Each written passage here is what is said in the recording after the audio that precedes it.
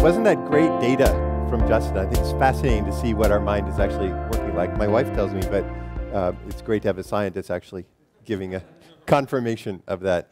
You know, I have to say that, you guys, I'm actually a bit more concerned about this whole matter than Ron and Carl were in the previous session. It seems to me that the science-religion intersection is a big deal for people involved in ministry. Maybe not if it's a sort of closed discussion group within a congregation, but for those of us who are involved in outreach ministry, in evangelism, and what I think is missional forms of ministry, this stuff really matters. I really appreciated the question about our kids. I mean, that is the huge question. So I actually come to this discussion with some concern, and there will be a tone of concern as I talk this morning. Now, I'm going to talk primarily to pastors.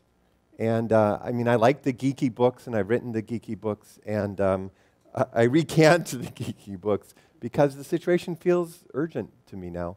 And I really want to lead you through that a little bit. I want to name the fighting that's going on. I want to name the fear that people in ministry feel at some of these confrontations, and a lot of believers today feel. I want to get clear on a few of the basic points, and not the complicated stuff, but just the down-to-earth points about the discussion. And then I want to make a few suggestions of actual examples of confrontations that pastors encounter in ministry, and what are some ways to respond to them. Let me just see if this moves. Looks like it does. And I'll do this without notes, except that I can't really see the clock that's up there to make sure I end on time. Do you want to sort of... You can just kind of yell off. I have 20 minutes, and absolutely, I need to stick with that, all right? So what is the situation? You know, we've got this, the portrayal, random images from the internet these days. Can God survive science? You know, here's Jesus kind of being torn apart by these green-looking alien guys who are clearly scientists, you know.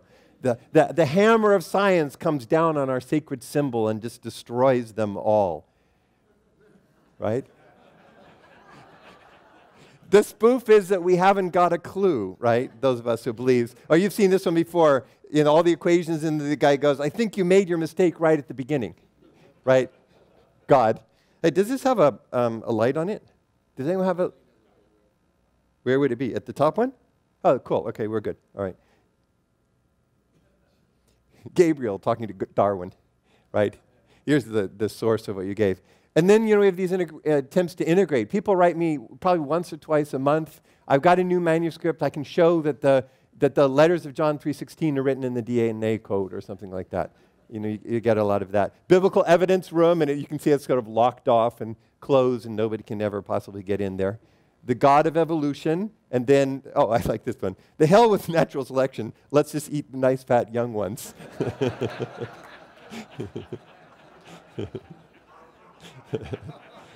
Not good, not good. All right. The background is the sense that science is disruptive, dangerous, and somehow anti-Christian.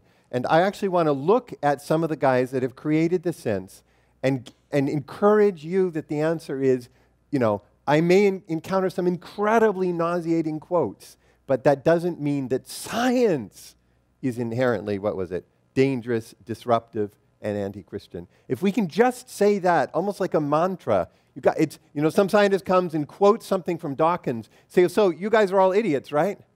And if we can just say, you know, it's not quite that simple. And I know a guy at Fuller who can help you, right?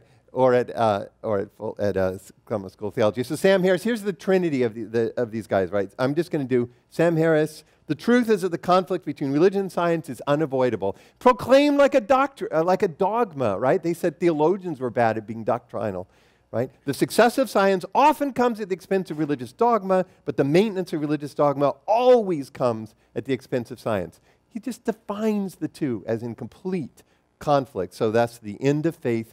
What gets put together? Religion, terror, and the future of reason. Words like God and Allah must go the way of Apollo and Baal. It's in the very nature of faith to serve as an impediment to further inquiry. Okay, Christopher Hitchens spent his life, he's a great guy to debate with. He's funny, he's intelligent, he was intelligent until he passed away of cancer. But he loved jumping into this debate.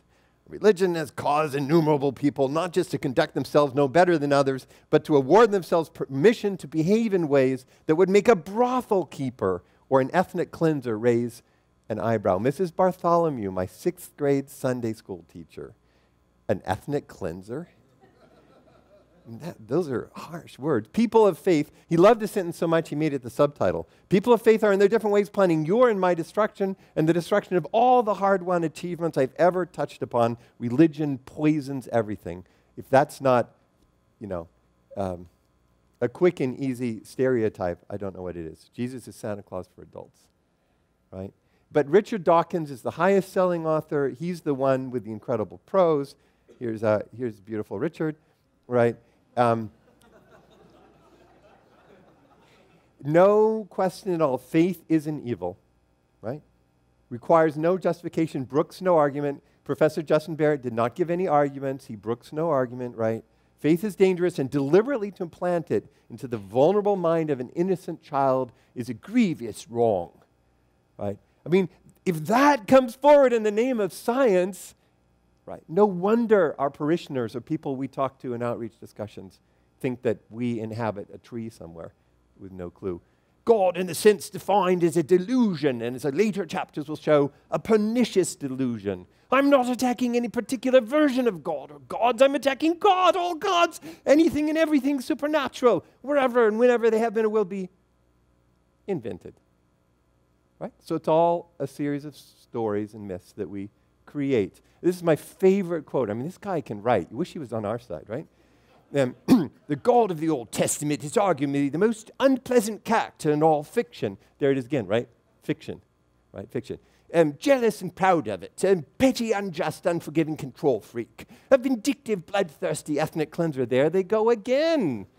Ethnic cleanser is sort of the insult of preference. A misogynistic, homophobic, racist, infanticidal, genocidal, filicidal, pestilential, megalomaniacal, sadomasochistic, capriciously malevolent bully. Right? That's the tone of the religion science discussion today. Right? Are we going to, I can't, as a Christian, engage in that level of venom. I'm actually called to respond in a way that corresponds to the one whom I follow as Lord. I can't do that. I mean, I can be funny, but this kind of invective-filled insults is sort of outside. How many minutes do I have? 15 left. All right, I'll talk faster. And so then it calls us back into the same spirit. So one of the smartest Christian philosophers in the world, Al Plantinga, quotes the quote that I just read, right? Do you see? Richard Dawkins is not pleased with God, and he gives a quote. And you have to say, yeah, he's not, right? Now watch what Al says then in response. Well, no need, finish the quotation, you get the idea. Dawkins seems to have chosen God as his sworn enemy. Let's hope for Dawkins' sake, God doesn't return the compliment. Now, you want to do that, don't you, right? When you read these quotes, you want to just be as smart as Al Plantinga and just stab, right? The trouble is, it's kind of devastating for our credibility, right? Because as a pastor, if I stand there and I say, well, basically, I'm taking on science. You can join my church, you can follow Jesus Christ, or you can, be literate and intelligent and understand the world the way the science understands it. If I kind of draw the line in the sand, first, I think it's not biblical, it's not Christian, it's not theological, and it's a bad bet. Because what happens then is that we drift toward these opposite sides. Science becomes equated with atheism, and religion becomes equated with kind of an anti-rational approach to the world. And it affects our preaching, it affects the way I teach Bible study, it affects the kind of people and the understanding of my congregation. And people wonder, well, wasn't my congregation so inward-looking? Well, because I'm setting an example of science is fearful and dangerous, and I'm running from it. Despite what Bible and theological traditions and our tradition of Christian philosophy says. Is that a good bet to make? So I want to push and see if we can move in another direction. It's a very simple thesis. Worldviews, yes. Science, no. It's a conflict of worldviews. Amen to that, I have to say. I have to own that. It's not a conflict with science as such. Let me just touch on that for a moment and then draw some conclusions. So here's a conflict of worldviews. This is Friedrich Nietzsche, right? Once upon a time in a distant corner of the universe with its... No, let's not do it. I don't think we should go there. With its countless flickering solar systems, there was a planet. And on this planet, some intelligent animals discovered knowledge. It was the most noble and mendacious minute in the history of the universe, but only a minute. After nature had breathed a few times, their star burned out, and the intelligent animals had to die. Ladies and gentlemen, that is not cosmology, physical cosmology, a statement about the future of the universe, though it is, right? It is a statement of a worldview, a statement that we call nihilism, a statement which is not the worldview that I as a Christian hold. I am trained theologically as a seminary grad, trained to talk about worldviews, to talk about what it means to live in a world that a God of love and grace is creator of and has providential control over. Amen or not? That is our home turf. I'm not nervous because I can't remember how many years is it till the last star burns out. Was it 60 billion or 80 billion? You guys, it's not, you're not on the, going to lose on a bad playing field because you can't remember the data. The worldview between this and the Christian gospel is something you're trained to talk about. Yes or no? Do you see? If it's worldviews, we have something to say. Actually, that's my calling to ministry, is it not? Your calling to ministry to talk about a worldview that you believe and that you share with the gifts of ministry, teaching, and the others. Jacques Monod, Nobel Prize in Biology. Chance alone is the source. He's French, but I won't try the accent. Chance alone is the source of every innovation of all creation in the biosphere. Pure chance, absolutely free but blind, is at the root of evolution. Central concept, the sole conceivable hypothesis. Catch that. Where is it? Right there. See it? That's what we have to take on. Sole conceivable hypothesis. So the Christian gospel is not a conceivable hypothesis. I'm not giving that one up. I'm no brilliant debater, but I can stop right there and say, hold on. Now, I get it, what Justin was trying to tell us about evolution. I'll listen, I'll try to get that right. But this, I can say, wait a minute, that can't quite be right. You know? I feel like Paul on Areopagus, you know, what you have proclaimed as the altar to the unknown God, that is what God has now manifested. Do we have some purchase there? Do you see? Do you feel some confidence? If you can pull out sentences like that, underscore them in the books that you read, you know, skim through. Steven Weinberg, the more the universe seems comprehensible, the more it also seems pointless. Science? No, editorial, right? Don't let him do that. You can say the first 3 minutes is a brilliant book and I could never have written it, I can't even understand it. Right, the first 3 minutes of universe history. But that kind of sentence, which he's most famous for now, not his Nobel Prize, I don't have to buy into that one. And you see John Polkinghorne giving a paraphrase of it below. I put that up so you can see that that is a statement about whether the cosmos is ultimately meaningful or not. Do you get it? We are on very strong turf here, ladies and gentlemen. A neuroscientist recently said to me, wires and chemicals, that's all it is, wires and chemicals, right? Well, I appreciate your neuroscientific knowledge, but wires and chemicals is not quite that obvious, right? There's a little interpretation going on. Excuse me, sir, but, you know, do you love your wife? There's more going on in the fabric of your existence than wires and chemicals, right? I'm typecasting. So remember, we're in the worldview business. That's what we do. And the conversation where the person just starts giving you 26 facts and you've got a headache and you can't understand them all and then goes, and therefore this is the sole conceivable hypothesis. Like, wait a minute. You joke us about God equals in all the equations, remember? You just did it. That's your equivalent. I should go back to that one and put the 26 equations and then say, therefore there's no meaning in human existence. I would love to redo that slide, right? If one of you can do that on Photoshop, you let me know, okay? We'll post it on our website. All right, so 7 key points. It's simple. How many minutes do I have? 7? All right. Right, 7 key points, take-home points. A created universe has a different meaning than a random universe. Capital M. I want to capitalize words sometimes to say this is a theological claim. You know what? As a Christian, I'm not shy of theological claims.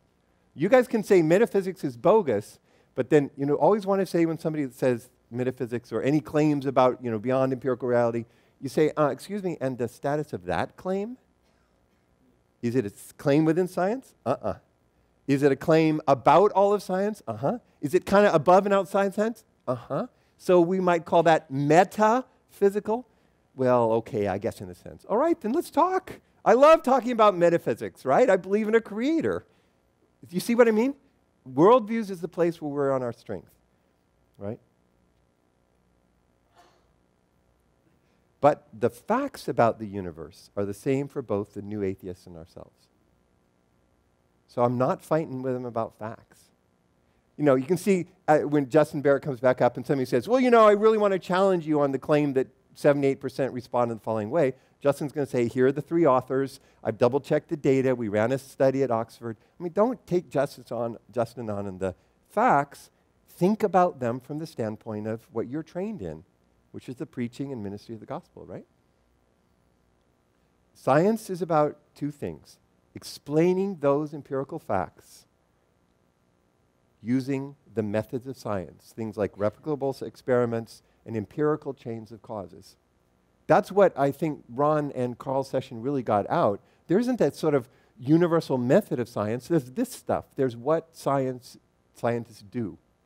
I thought it was really a strength of their session to bring that out.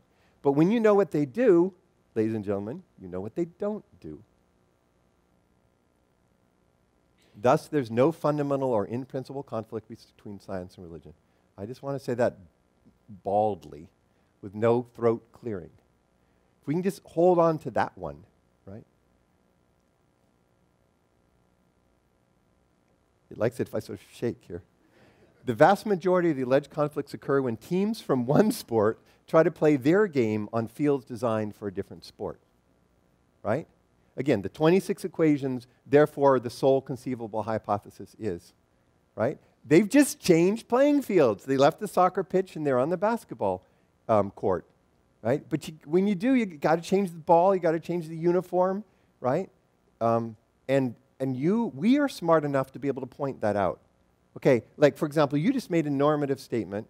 You just made a statement about God. I didn't find that in the equations you just showed me. I didn't understand your equations, but I didn't see God in there as far as I could tell. You know what I mean? If we can be smart enough to recognize when they're moving from one playing field to another, then, and who are the they there? I'm talking about the guy you're having coffee with, right? The woman scientist in your congregation who talks to you after sermon. The people who bring up questions in Bible studies. And finally, oh no, I guess it wouldn't be. Yeah, there are only 6 key points. Boy, I want my money back. Okay, and this, I did want to say this even though we're going to run out of time because we have 4 minutes. Oh, wow, I'm ahead. There are some real areas where traditional science and traditional Christian belief do conflict. These areas deserve our attention and respect. And I'd love to talk about those formally in our discussion or informally over lunch or in the sessions this afternoon with Andy Crouch when we do the seminar. That's what I want to focus on, the hard questions. And if you show respect for those questions, you're set, ladies and gentlemen. You don't have to answer them all the time. You say, that's a really hard question. I struggle with the physical resurrection. I struggle with the problem of evil. I know what I proclaim, but I struggle with it. I'd love to talk with you. Maybe there's some books we could read together. Do you see what I'm saying? This is a new sport. It's not traditional theology, so I didn't learn it. I'm a Fuller grad. I didn't learn it at Fuller. And I didn't learn it in any science textbook, right? And so we can call people in to study with us as Christians and others struggle with those really hard questions. Do you understand the point of that? So when those real questions come up, I say to my discussion partner, that's really hard. And I would love to work with you on that. I've struggled. I have some answers, but I have some questions. And you guys know from ministry, right, to bring the human response is usually the one that breaks down the barriers a little bit. There you go. Never confuse 5 and 6. Whew. I thought for a moment I'd miscounted. Never confuse 5 and 6. Get it? When the scientist is trying to tell us about God, that's a 5 error, right? 6 is when I sit down with somebody and say, I do wonder about why God allows evil. I do wonder about miracles. You know what I mean? But we're smart enough to tell the difference between 5 and 6. And you guys, if you get that, if that's your only take-home point from my talk, awesome. because it's incredibly empowering. All right, so what happens if we respond only with the language of faith? I'll leave that as a take-home assignment. All right, so if science and a pastor meet at the local coffee shop, 5 steps in pastoral discussions of science, religion, Christianity in 3.5 minutes. 2, oh man, okay, I'll just mention them. So here's the one. These are things I've heard, and I'll bet you've heard in ministry in one form or another. Many religious attitudes and practices can in fact be explained away in biological terms. So what if religious beliefs are fully explained by their biological and cultural functions? Doesn't that make it less likely that Christianity is true, right? Well, that's a hard question. And so, people will look at our amazement. I feel transcendence is evoked by many things in the natural world, right? It turns me toward God, I would say. And certain practices draw people toward God. Well, maybe not all practices. Okay. But those are things that I can say, I get it. That kind of ties in perfectly with Justin's talk. Natural dispositions in a direction does not make them false. Does not disprove God because of the function. I'll stop over that because Justin can say more in the questions. Right. Next answer, people say, spiritual experiences are nothing more than emergent qualities of the natural world. Spirituality doesn't mean we encounter God. It could be compatible with naturalism, nature-based spirituality, horizontal transcendence, or something like that. So here's Ursula Goodenough in a famous book, The Sacred Depths of Nature. She's saying, as a cell biologist, I experience the same kind of awe and reverence when I contemplate the structure of an enzyme or the flowing of a signal transduction cascade, as when I watch the moon rise or stand in front of a Mayan temple. Same rush, same rapture, right? And again, I can say the experience may be similar between my immersion in nature and my immersion in God, right? But that doesn't mean that God is only nature with a capital G. Ethics. You hear this one a lot. What's most important about religion is talk about values. What matters is the I, the we, the living well together. So religion's just good for recognizing the uniqueness and value of every person, every animal of the ecosystem, right? You hear that one a lot, right? And what we can do is say, yeah, religion actually does help us to name the evils that we find in the world around us and to get perspective on them, to rise above, in many cases, our natural instincts toward violence, and in the name of God, to live in a different way. Justin could probably show that we have within us these same sorts of tugs, but following Christ calls us above that. So I say yes to the person and then talk about the power that religion can have, or to call us to protection of the natural world. This is, my driveway here in LA, and the way that we treat the world. So religion can have that function. You hear this sometimes. Science shows us that the world is divine and it's emerging slowly, and the process itself is valuable. I love this quote. All we are the hunger and thirst, the heartbeats of God, right? And notice, I'm about to close, but notice that this one actually gets people using the word God, but not in the way that I would understand as a more classical Christian theist, right? But I don't have to say no. Can't I find that common ground? And then add something more. For example, God is creator. So God isn't just, birthed with a big bang, but I'm going to have to skip over my friend there.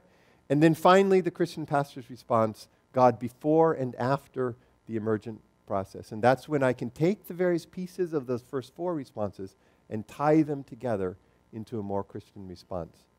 I think I want to end on time so that we have enough time for discussion. How close am I to exact? Sweet.